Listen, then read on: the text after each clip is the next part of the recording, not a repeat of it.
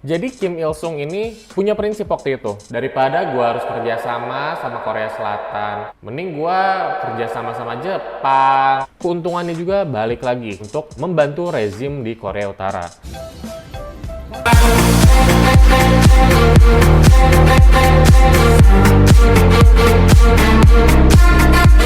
Lagi bersama saya di Ahmad Serius. Gimana kabar kalian ya? Mudah-mudahan kalian sehat. Oke, mungkin kalian pernah dengar ya orang Korea yang ada di Jepang. Orang Korea di Jepang ini tuh apakah terdiri dari orang Korea Selatan atau memang ada juga orang Korea Utara yang ada di Jepang? Apalagi kemarin Korea ngirim misil ya. Apakah memang orang Korea di Jepang ini ada konflik atau enggak? Dan yang jadi penasaran ini, apakah orang ini adalah orang Korea Selatan atau orang Korea Utara? Karena penasaran, ya udah kita langsung aja bahas orang-orang Korea di Jepang di Better is Matter.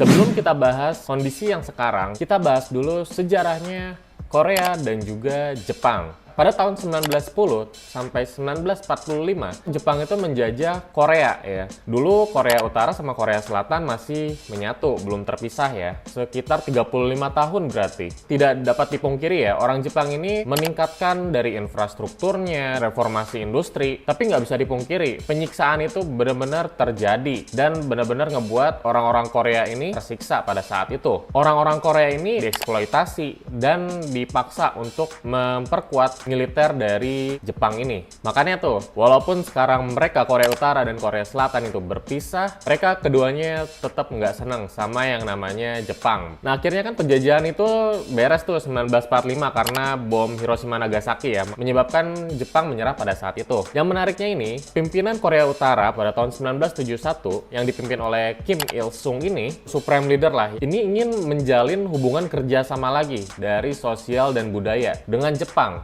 Namanya surat kabar Asahi Shimbun.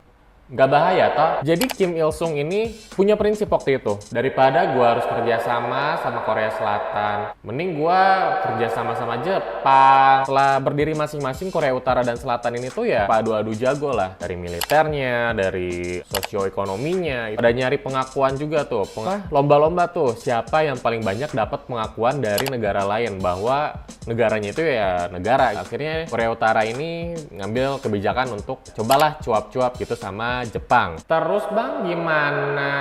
Mereka dapat kerjasama sama Jepang. Loh kok bisa?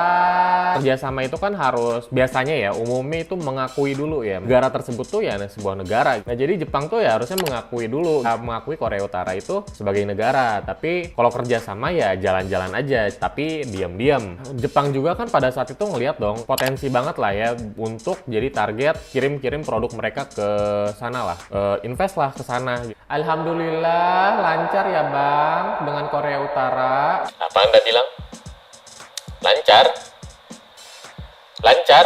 Ternyata tidak seindah apa yang direalitakan. Jadi Korea Utara ini lebih banyak menerima, lebih banyak impor daripada ekspornya gitu.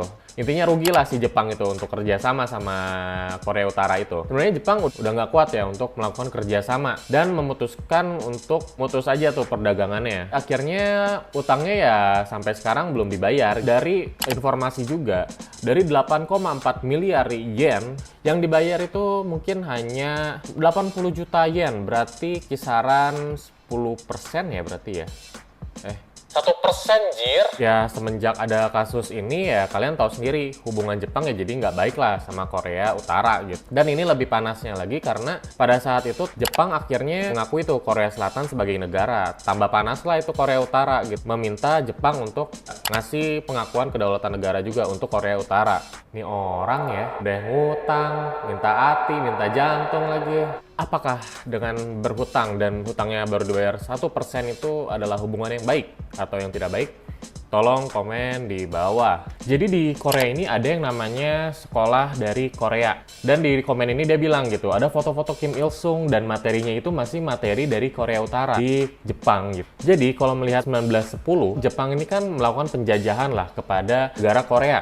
Saat dijajah, nah pasti ada dong populasi-populasi ribuan bahkan puluhan ribu orang Korea yang dibawa ke Jepang. Mereka ngapain bang?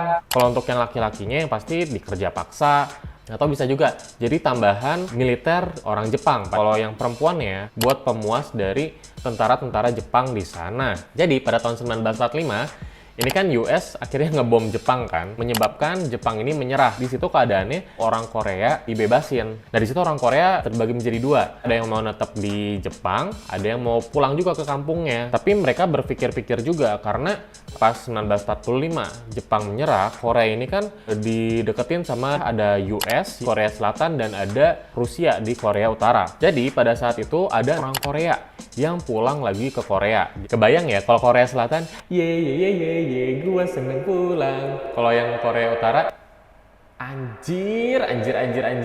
Nah, yang sisanya ini ada 600.000 orang Korea ya yang tinggal di Jepang. Orang-orang Korea yang ada di Jepang ini ternyata mayoritas itu sebenarnya dari Korea Selatan loh. Karena mereka kehilangan identitas kan, Korea Selatan ini nggak ngasih, saya nggak tahu yang nggak ngasih atau belum ngasih atau keduluan lah sama Korea Utara gitu. Jadi pemimpin pada tahun 1945 itu kan Kim Il Sung ya. Karena tahu, oh ya ini ada keturunan orang Korea yang ada di Jepang. Akhirnya Kim Il Sung ini ya ngebantu orang-orang Korea di Jepang ini. Ngebantu apa, Bang? Ada yang namanya Gyeong, suatu organisasi lah yang ada di Jepang itu. Organisasi ini tuh diputerin lah duitnya itu buat sekolah, buat bank, buat pachinko, buat bisnis. Jadi dengan memberi bantuan itu, dengan disekolahin orangnya, keuntungannya juga balik lagi untuk membantu rezim di Korea Utara.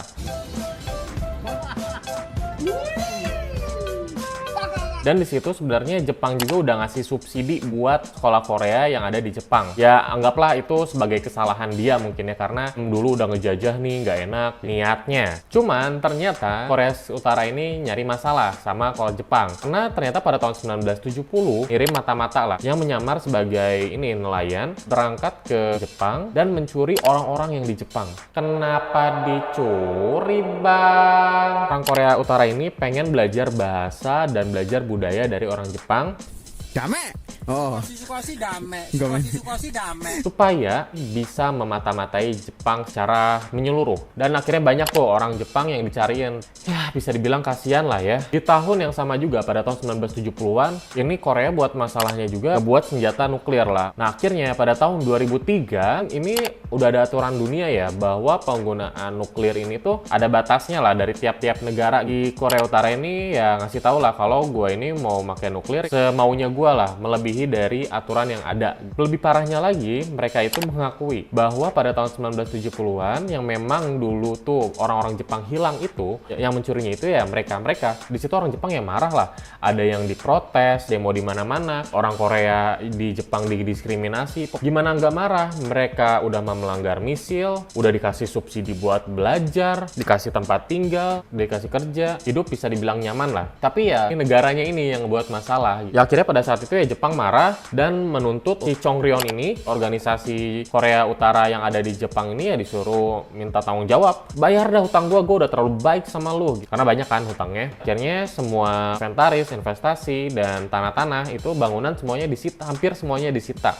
Dan yang tersisa itu ya kayak sekolah. Sekolahnya juga paling lusinan aja adanya. Nah, dan sekolah-sekolah Korea inilah yang menjadi bahan-bahan untuk didemo, dilemparin hujan batu lah. Dan perlu kalian ketahui juga, subsidi dari pemerintah pada tahun 2006 ini ngasih subsidi sebesar 624 juta yen untuk pendidikan dari sekolah Korea aja. Dan dari tahun ke tahun akhirnya dia turun. Pada tahun 2016 ini akhirnya cuman dikasih 12 miliar aja. Alhasil ya banyak guru-guru operasional itu banyak sekali yang terbengkalai gitu. Jadi orang Korea di Jepang ini terbagi menjadi dua. Ada yang memang cinta sama Korea Utara, ada juga yang menjadi mantan lah. Jadi berkontradiksi lah sama Korea Utara itu. Walaupun dia orang Korea. Ada yang pernah tuh pengalaman keluarganya dieksekusi karena nonton film Hollywood aja gitu kan, kasihan ya. Atau mungkin kalau sekarang nonton The Guardian of Galaxy ya. Terus ada juga emak-emak tuh. Kan ada tuh yang rombongan pulang ke Korea. Ternyata di Korea Utara nggak seperti apa yang dijanjikan gitu. Kalian tahu ya kalau di sekolah-sekolah itu ditanamkannya itu di Korea Utara itu surga dunia, terus nyaman. Ternyata pas di sana hidupnya itu ketat, tidak ada kebebasan, mata dimata-matain lah. Akhirnya ada tuh yang pembelot, ada yang kabur tuh dari Korea Utara, balik lagi ke Jepang dan menyalahkan dari kedutaan Korea Utara karena mereka nerima tuh orang-orang Korea yang mau balik ke Korea Utara. Mereka alasannya ya kalau ditanyain kok ada yang pengakuan nyesel gitu ya dipulangin, mereka bilang kami justru peduli loh sama mereka. Mereka di sini 8 kali lebih susah nyari kerjanya dibanding orang Jepang. Terus mereka dapat diskriminasi. Ujung-ujungnya apa? Ujung-ujungnya mereka nggak bisa makan gitu. Nanti kalau nggak bisa makan, makanya kami berbaik hati mau pulangin kalian ke Korea Utara. Di satu sisi juga, di sekolah ini ya, mereka itu menanamkan ya Kim Il Sung tuh yang udah ngasih kita biaya dan hebat di dunia lah gitu. Kasih paham-paham lah seperti itu gitu, bahwa orang Jepang ini tuh pernah ngejajah Korea dan ternyata mereka itu dikasih karya wisata untuk main ke Pyongyang. Dan tentunya dijadwalkan ya sama tim dari Korea Utaranya. Main kemana-mananya tuh diatur lah, supaya tidak ada kesalahpahaman. Jadi kalau yang gue tangkap adalah, jadi kalau yang membelot ini, jadi anak-anaknya disekolahin normal aja, disekolahin sekolah orang Jepang. Pasti sejarahnya, pasti cara belajarnya itu berbeda ya sama yang sekolah di Korea. Jadi nggak belajar bahasa Korea, nggak belajar budaya dan kesenian-kesenian dari Korea lah. Jadi mereka bisa aja kehilangan identitas. Dan di sekolah Jepang ini tentunya nggak diajarkan kalau mereka itu dulu pernah menjajah Indonesia, pernah menjajah Korea, pernah menjajah Filipina. Ada juga nih orang Korea yang memang cinta sama tanah Korea, tetapi mereka pengennya ya warga negaranya warga negara Jepang, tinggal di Jepang tapi keturunannya ya keturunan Korea. Ada tuh di komen, ada yang bilang kan, sebenarnya gue ini salah satu orang yang sekolah di Korea dan gue aman-aman aja sih, nggak ada masalah. Kenapa nggak sekolah di Korea Selatan aja bang? Sebenarnya mau banget loh pindah, emaknya itu Korea Selatan, lahir di Korea Selatan tapi pindah ke Jepang. Ada 2 sekolah Korea tuh sebenarnya tuh. Ada sekolah Korea itu secara umum, ada sekolah dari Korea Selatan. Sekolah di Jepang itu yang mengikuti keinginan dan asal muasal dari orang Korea di Jepang itu sendiri. Nah, orang Korea di Jepang ini sendiri ada yang namanya Chusen Seki, warga negaraan alternatif, double nasionalis lah. Jadi warga negara Korea iya dan juga Jepang juga iya. Jadi sekolahnya juga nanti nentuin tuh, dimanapun tanah dipijak, di situ langit dijunjung. Dimana kita tinggal, di situ kita harus menghargai budaya yang ada. Kita boleh aja dengan budaya kita yang ada, asalkan tetap hormati budaya yang ada. Mungkin itu aja pesan dari gua. Kali aja gua ada salah, ada yang mau diskusi, ada yang mau ditambahin, boleh komen di bawah. Atau buat teman-teman yang mau request konten lainnya, please request lah satu apa gitu ya. Karena gua dari kemarin tuh kebangkoi mulu buat melihat request. Jadi siapapun yang mau request, tolong komen di bawah. Gua Ahmad Serius, gua nggak sabar buat ketemu kalian lagi di video gua selanjutnya. Ciao, ciao, ciao. Ular kobra wisudaan.